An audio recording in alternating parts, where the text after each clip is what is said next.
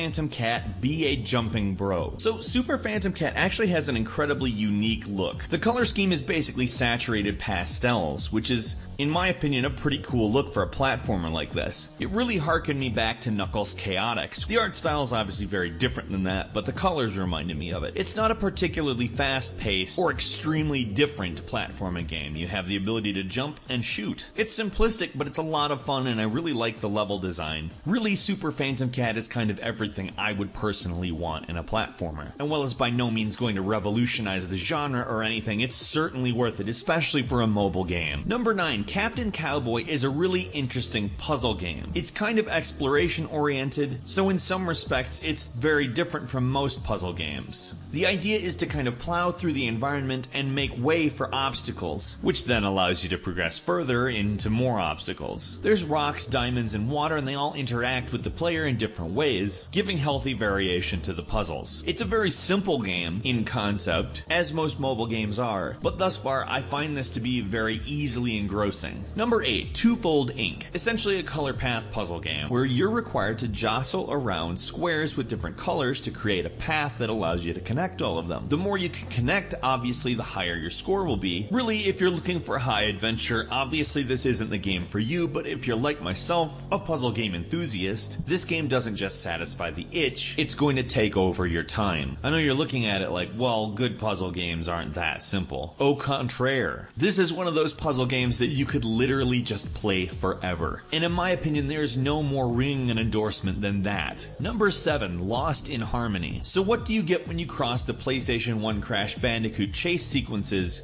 with a rhythm game? You pretty much get Lost in Harmony. This game is actually really innovative in my opinion. You're often having to tap beats at the top of the screen while having to dodge incoming obstacles on the bottom. This is a two-hand operation, and I know that it's kind of going to be confusing at first, but in my opinion, it's a really great challenge, and I appreciate that in a mobile game. I don't know if it's for everybody, but I would definitely recommend giving it a try. If you like it, you're going to really like it. Number 6, Rusty Lake Hotel. Okay, so if you're a big fan of point-and-click games and Wes Anderson movies, I don't think you can possibly dislike this game. I'm actually a fan of both. The game sometimes has some quirky puzzles that I'm not 100% on, but they're worth it on account the game is so rich in atmosphere and story. Really, it's beautiful. There is absolutely no other game out there that looks like this, and if you say otherwise, I would like to see what you're talking about because I would like to play it. But that being said, it's extremely